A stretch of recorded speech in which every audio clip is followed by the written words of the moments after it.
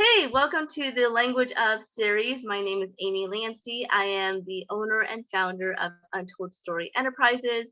I am a communications consultant and I love to help business owners find the right words to describe what they do. And so the reason why I started this series is because I know that language doesn't just exist in just countries and by ethnicity. I know that language is by community, by experience, by expertise and an industry, which is why I have a series of experts in this series. So if you're watching this for the first time, that's what we're all about. So today, today we're going to be talking about the language of courage and confidence. And so I have my friend Susan here, and she and I we met at a networking event was it, a couple months ago, A and we just hit blitzer. it off. Yeah, Blitzer, yes, and we just hit it off. We just hit it off right away. So I wanted to have her on here to talk about the language of courage and confidence because she goes a lot into storytelling when it comes to her business. But I'm gonna let her speak to that. So Susan, please tell the audience more about yourself. Thank you, Amy. Thanks so much. It's been a pleasure getting to know you too. I always get excited about our conversations. My name is Susan Propst. I am a marketing consultant to small businesses, solopreneurs, coaches, consultants, independents, and also an online course creator. Mhm. And I try to help small business owners find new ways to discover their personal brand stories and Mm, then help them use those stories effectively in all parts of their life, but particularly putting them on video so that they can market their business more affordably on social media. It's really a bit challenging at first, but it's fun, it's affordable. It's something every small business owner really needs because stories connect you in a way other things really can't. I love that. And that is so true. Stories connect all of us in a way that nothing else can. And I just I want to take a moment to say what is it about storytelling that really really lights your fire? Is it like did you when you dove into your own story? Is it that when you started collecting other people's stories? Is it just how you've always viewed stories from what you grew up with? Like what is it? That's a great question, Amy, because I actually got inspired by others' stories, Mm, the stories of others, and I found myself just being riveted to that. When I started looking at my own story, I found it really difficult. And then I realized that that's the challenge in finding your story, because in finding your story, you're actually rediscovering who you are, where yeah. you were, some of the things that have helped change your life, the decisions you made, the events you ran into, things have shaped you. And until you take the time to really go back and think about them, Mhm, you're not sure exactly all that you are. And especially mhm, when you hit a rough patch where you need to make changes, and telling your story kind of grounds you.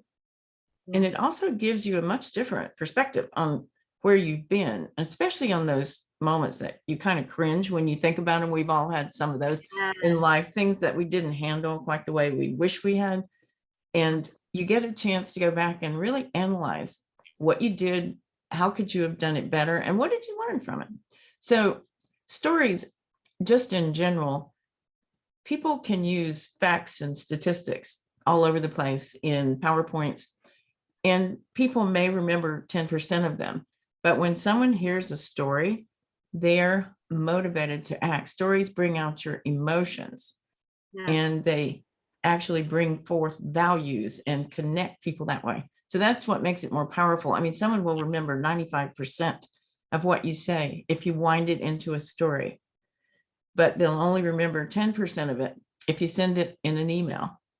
So Right. stories can be really, really important in growing your business, especially if you're a small business owner. Yes. Yes. Because you want your audience to know, like, and trust you. And when you tell your Yes. story from a very authentic and genuine place, you're automatically setting that up for people to get to know you, get to like you, get to trust you. and in a way where you don't, there's no faking it till you make it. There's no, hey, I had to put on this perfect persona. It's just, this is what I've gone through, take it or leave it, and I'm choosing to share this with you. Yes, So yes. I Well, it can absolutely, be a work in progress too, because every time you look at your story, you're probably going to remember some new things. yes. Hmm. And Yes. it's almost like they're back there in the library of your brain, all of Yeah. these little events and stories, but you may have stuffed some of them so far back for a reason that you don't really want to get in there and look at them. But when you do, it's like finding another part of your soul Yeah. and another part of you that you can look at objectively and say, well, I did that pretty well. I can learn from that, but there were Yeah. some really good things that came out of that. So Hmm. I think it's an everyday discovery kind of thing. Yes. Yes. I liken it to, the first time you live through it, it's like seeing, that's when you see the movie for the first time. You get to Yeah, know the characters, and you're getting to learn the plot line and right. where the twists and Exactly. turns are. But then the third time that you see it, like when you relive in your memories what has happened, you notice little things such as, oh, that red lamp over there was actually super important later on. And the plot. And That's right. the plot That's thickens, right. and it was Yeah. foreshadowing something else. So, Yes. You're yeah. right. You're exactly right. Hmm. Hmm. So yeah, no, I absolutely think that that's why we chose to talk about the language of courage and confidence, because storytelling isn't for entertaining, and it's so much more than that. It's about reaching into the deeper crevices of yourself and being brave enough to look at that Yeah. and using that to enhance your confidence. Yes. So You hit yeah. it right on the head. Thank you. Thank you. Good summary there. I try Excellent very wrap up. hard. Excellent wrap up there. You. It's a wrap. That's good. It's a wrap. That's it. That the interview is done. That's why we have fun together. We laugh. I know, right? Sorry, going back to the interview now. So, Yeah. so when someone is confident, what are some words or phrases that you might hear them say in their day-to-day life?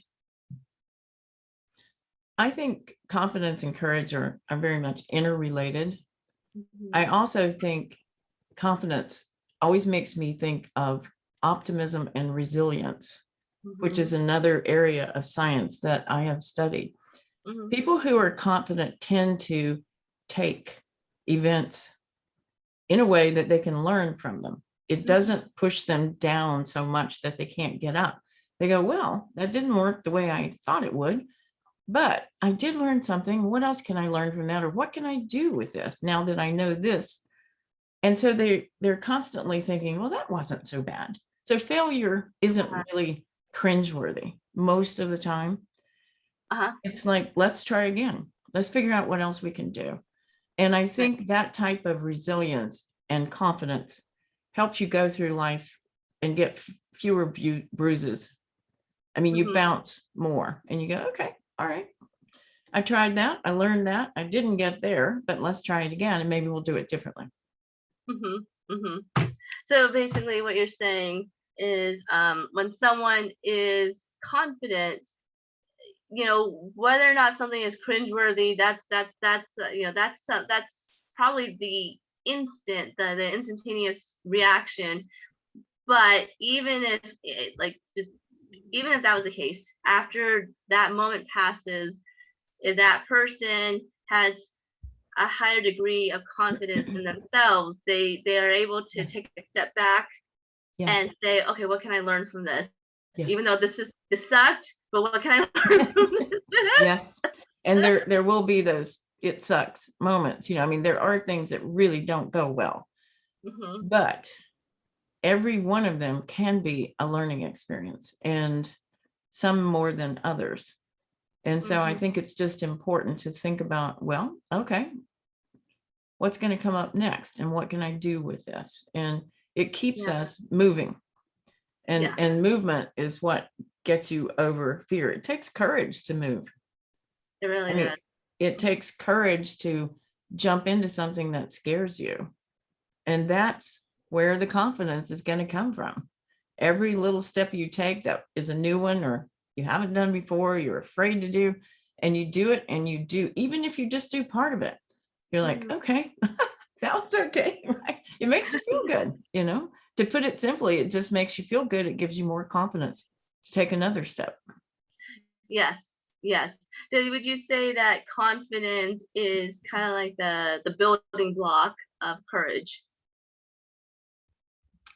It it is, and it may even be courage may be the building block of confidence as well. That's true. They're Yeah. kind of building on each other. They So really they really do depend on each other because I think finding your courage, you may not even think you're courageous. yeah. And it's good to think about. That's why it's good to go back and sort of think about your stories, because chances are everybody has some moments in their background where they were courageous, where Hmm. they made decisions that scared them, where they did things they weren't sure about. Finding that courage has given you a path and has given you more confidence all along the way. And Yes, so I think they hold each other up. I think they're really hand in hand. I really think so too. I really think so too. And I think that I think you kind of implied something, Susan, and I think I'm just going to bring out for the audience in case you didn't catch it. A lot of times when we think of being courageous and being confident, it makes it sound like it's for something huge, such Mm, as, oh my gosh, you just, told your boss the truth of how you really feel, or you climbed a huge old mountain, or you conquered something over here that was like, the world had never seen. Like, for some reason, we think that courage and confidence only plays a part when we're doing the big things. And what I was getting from you was that courage and confidence, it plays in the very smallest of things too. And in fact, I would even say that those small things are the foundation for those huge things that will come yeah, eventually. that's right. It's right. It's like when a baby learns to walk, you got to learn to walk before you run. And it does, it gives you the strength to try even harder things. And I think it's so valuable when people sometimes just re-examine events and they go, wow, okay, I forgot I did that. It's like you said, you're looking at it differently, like, well, okay, that meant something I didn't realize at the time. And that Hmm. decision gave me the courage to make the next decision that I made, Yeah. which often leads you to where you are today. If you stop and think about it, how did you get where you are today? What drove your interest? Uh-huh. What what events in your life caused you to move in a certain way? Hmm. And how do you feel about them when you look at them now? And how would you put that story out there to let people know who you are? See, I think it's important to know your story so that you can be comfortable introducing yourself to a new networking group, Hmm. making new friends, a new PTA group, maybe helping out your local government office, anything you do, you want to be able to stand up and proudly, warmly tell people who you are and what you're all about. Hmm. And then have people want to know more about you. That's really, I think, the purpose, one of the biggest purposes of knowing your story, know who you are, so that you present yourself. And Hmm. when it's your business, you wind that story into the why you started Yeah. your business. Yes. What's Hmm. your passion? What are your values? How did you bring that? And how are you going to share those values and help other people? Susan, you just brought up something else I wasn't going to bring up, but Well, I'm glad. you brought the example of introducing your business to a networking group, and there's so many times when I'll go to a networking group, and every I would say most of the people that are there, when they're talking about themselves, it sounds when they're talking about themselves in front of the group, not one on one, but in the front of the group, it sounds as if it was scripted, as if they're trying to remember a script. And Mm, so if they memorize it and they do yeah. it well, a lot of times it sounds like it is scripted. And sometimes it goes well and sometimes not so well. And then other times, if they're trying really hard to remember everything, they do the eye roll up there. And then they're trying to remember as if like the eye roll is going to bring down the lines on top of their head. Yeah. And then hopefully it would save them. And Did it? and Probably not. No. Probably not. And I've definitely I mean and I've been there a long ago. I've been there a long time ago, and I totally understand the need to hold on to that script. Now, what you were saying, Susan, about knowing who you are, I don't hold on to that script anymore because I by diving into my story and diving into my passion, I really I dive into myself every time I go into a networking group, and the words come out, and it's not scripted, and it's nothing I have to actively remember. It's just more about, can I remember who I am, and then allow that to speak for itself. Absolutely. And Mhm, that's a gift, and you've achieved it. mhm, I too, I remember, cringeworthy moments. For example, years ago, I was terrified of public speaking. mhm. I mean, terrified enough that, I really was one of those people who would get on stage and forget what they were supposed to say. Right. And you won't sleep for a few nights after that. And of course, some training helped, and, some mood altering drugs can help. All kinds of things can help. But it takes a certain amount of just feeling like you can walk into a room and own it. You can Mhm, walk into a room and make friends. Maybe mhm. not everyone will love you, but you can make friends and bring people to you because they'll feel it in you. And Yeah. that's what I like. That's what I hope I can do. And I hope I can teach or help work with people to help them feel Yeah. that way as well.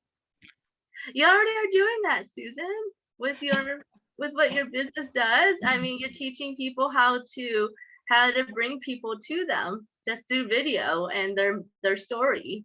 Um, Yes. so you already are Yes. doing that. So it's We pretty. are we are doing it. It's very hard for people. It's been a journey for me as well, because people have a lot of objections to seeing themselves on camera Uh-huh. and to hearing their voice. And then there are all this other set of fears. But last year during the pandemic, when suddenly we were all suddenly working remotely, learning remotely, interacting remotely, and we Mhm. were on Zoom all the time, it was a time to really, up your game Yeah. and begin to practice these new things. And I've worked with several people now who they're lovely people. And to hear them say, oh, I just cannot stand to look at myself. I Yeah. can't stand to look at myself. I don't like the way I sound. I'm never going to remember this. These are the kinds of things we talk about. There are tricks that help you remember things. There are ways you can practice your confidence until you actually feel more confident.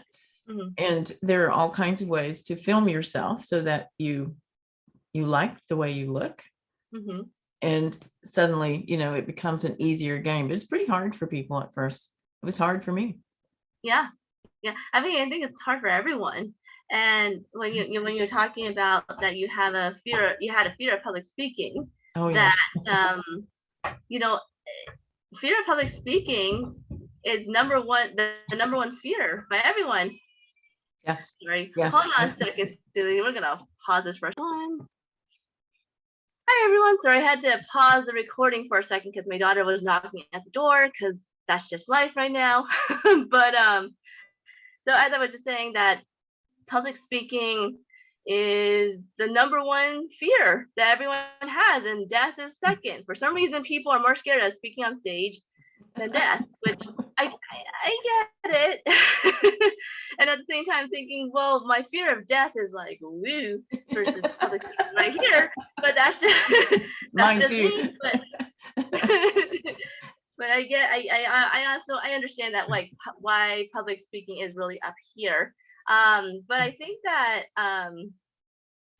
Susan, when you're talking about speaking on camera, and earlier you said, what are the things that you did in order to get to where you're at now? I think the thing that came to me was that someone was willing to take a chance on themselves. And to take a chance on yourself, it takes a lot of chutzpah. It takes some courage and confidence to do that, because it could be a gamble to take a chance on yourself, or it might just be very natural and you're leaning into that. So and you also hit another point that I was going to ask you is, on the flip side, what do not courageous, not confident people say? And when I mean not courageous people, I mean that people who don't feel confident and don't feel courageous. They may actually be confident and courageous. They may just not be able to see it. Express it, right? So, Yeah. yes. So you gave the example of when someone's in front of the camera, what do they say? What they say when they're not confident, like, I don't like the way I sound. Why am I doing this? Right, right, I, right. what are some other phrases that someone who is needing more courage and needing more confidence says? May I say. think when you feel that way, when you feel lacking in confidence, you're sort of flat. I Yeah. think you're coming across as sort of flat. Your light is not shining. Yeah. And Shining, yeah. sometimes people feel, I just don't have enough experience to do that. I'm going to make a fool of myself. Why would I do that? There are all these other people out there that know that topic better than I do. Yeah. And you know what? I heard someone say one day that really changed my mind. She goes, but they don't deliver the topic the way you're going to deliver it. You're going to put the you in you. And that just makes all the difference. I think people who don't feel confident and courageous need someone to help them walk through the steps to think about all the things they've done that probably are very courageous. And the fear of public speaking, or the fear of putting yourself on camera, in video, or in front of a group, even a Zoom group, I think can be worked on with practice. Yeah. And there really are steps that one can take. Like I do a mini class on tips for how to package and remember your script. Once you've put all that work into researching your content, Mm-hmm. then how do you deliver it? Unless you're going to have a teleprompter. And if your script is 3 to 5 to 7 minutes long, you really don't need a teleprompter. Mm-hmm. And there are ways you can do it so that you can remember it. I actually try to put it in big sections and ideas and then memorize the first word of those big ideas. And sometimes I even go for the first letter of the first word.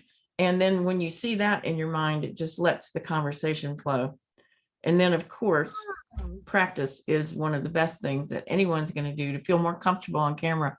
Do you know that TED Talk speakers sometimes practice 6 to 8 hours a day for a week or two before they give a presentation, because it has to just become a part of them for them to go out there and do that. And so That makes sense. That totally practice makes really sense. does help give you some of the courage, and you get good feedback too. And that helps. I'm just trying to imagine saying the same.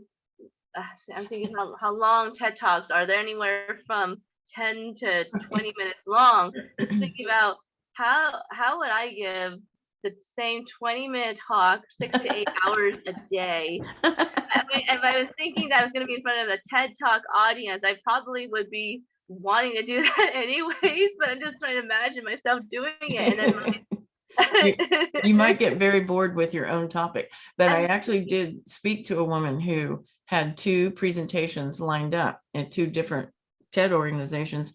The first one did not go the way she wished it would. And so she then devoted this much time to the second one, which for her worked, and she came off with a much better feeling about it.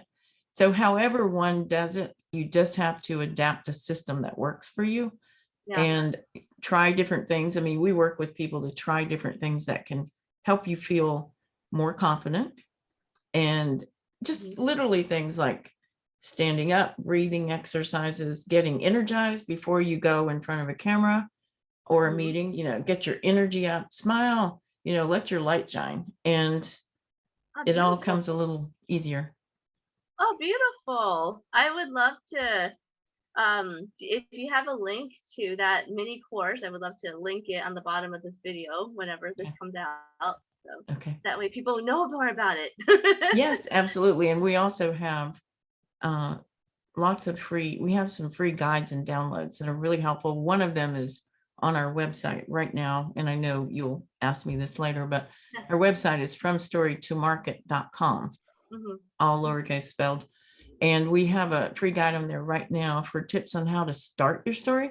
It's Oh, just there you go. it's a cute visual, easy to use, and it just gives you 5 or 6 ideas on how to begin thinking about it and looking at your story so that you can get started putting it together. I love that. I love that. And in a minute, I'm going to be asking you some more questions as to how people can find you. But we kind of give a little preview of that. So, but I just wanted to just talk more about well, there was one nugget you said in the very beginning before we started recording. Oh, You were like, you said there was something I said before, but yes. you were gonna wait to mention it at the interview. So since we're almost at the very end, this is your time to tell me. I will tell you, it resonated with me. You one day in one of our conversations, you said people can't see their own magic. Mhm. Others can see it, but you can't see it. So it's important. That word just struck me like, oh, we are magical. We do have magic. We do have special things to give. That's the reason people gravitate towards you. Yeah. And a lot of the reason people gravitate toward you is because they feel like you can give them something that's useful, that can help make their life easier. That's what we all want. And so I love that term. People don't see their own magic, others do. It's so yeah, thank you. It's something I say over and over and over again. I mean, I definitely have had that issue, and the only reason I've been saying it so much lately is because with my mastermind, and Susan has been in my mastermind before, that my mastermind that I created, it's a chance for me to see my own magic without me doing anything, so that I'm able to see it without any like the internal conversation that could happen if it was just me doing it. But the fact that I set something up and I see other people doing it, then I'm able to witness my own magic. And so that's why I've been Oh, saying to a lot of yes. people like Susan, I've been saying, we just can't see our own magic. We just can't. Unfortunately, we don't know what it's like to live without our own magic. And therefore, it's hard for us to see that. Whereas other people are like, can you not see it as clear as day? Like, well, no, because it's too close to me and I don't know what you're looking at. Like, it's like you're trying to look at it's like let's say I had like a little mole on my scalp, like to everyone else, sure, they can see the mole. I can't see the mole. Like, you're kidding me? I had to get a mirror or whatever. And even then, I'm trying to figure out if that's what everyone's like looking at. So but our magic is way better than a mole. Like, just How about, I thought you were going to use an example like everyone can't see my crown or something. I can't see it, but they can, so. You know what? Well, if I was wearing a crown that everyone else could see, but I can't, that probably would be a better example than a mole. So we're gonna go with that. Possibly, possibly. Well, thank you so much, Susan. I know we said we would keep this short, and I could talk to you forever and ever and ever. Maybe we should have you back on again. But I would love and that. yeah, that would be awesome. And so, Susan, so other people can find you. How can they find you? How can they find me? Our website is fromstorytomarket.com. Email is Susan at fromstorytomarket.com. We are also on Instagram and Mhm. on YouTube. I especially invite people to visit the website right now and just try a copy of our tips for starting your story and see if it resonates with you at all. I would love to hear from you if you do. Often too, if people are interested in working with me to actually get their story out, I do offer consulting too for that. I mean, we do 30-minute coaching sessions just to help people get started because it's such a joy to watch them bring it out. Yeah. So Yeah. it's fromstorytomarket.com, and we have lots of helpful guidelines, that free information that we share along the way. Awesome. I'll put those links with this video when I upload it. So Okay. yeah, but thank you so much, Susan. This was so lovely to have Thank you on. you. Yeah, Yes, thank you. It was yes. fun. I knew it would be. I know, right? I know. Like I you did, said, we could probably come up with a topic a week, I'm sure, and right? share it with the world. Well, you have so much to share in so many areas, Amy. Thank you. I mean, Thank your master class, your milk crate is wonderful. I really enjoyed it and you. wish you all the success with that. Thank you so much, Susan. Thank you. And you, uh, I see so many cool things happening with your stuff because, well, first of all, I don't think I ever told you this. I thought From Story to Market was a brilliant name for a business and and a website and domain. That is so clear language wise what you guys really do. Mm-hmm. And I think that more and more people are starting to understand the power of their story, and they're starting to better understand why they need to do video and why they need to Yeah. do video courses. Yeah. So, yeah, I can't wait to see what happens and other ways I can support you to help you grow your message and grow Oh. everything else that comes from it. So, Thank you. Yes, thanks very much. I'm looking forward to meeting people through the courses, and then yeah, we'll be developing new courses as well. But I think it's really important just to help people start finding their stories. But you mentioned video. Wow. Every business needs to have their introductory video or their explainer video on there, so that wouldn't you rather work with, buy services or products from someone that you actually heard talk yeah, about their story oh than yeah, just mhm, someone you have never met and see a picture of? It's just so much more powerful. So everybody should think it about is. it. It really is. It really is. Definitely. Yeah, no, I think definitely everyone who needs to tell their story on video needs to contact you. So, Oh, well, thank you very much. Right. yay. Yeah, um, great, Amy. Yeah. thank you so much, Susan. Thank you. And thank you everyone for tuning in. Please come back for more episodes of the Language of series. So, see y'all later.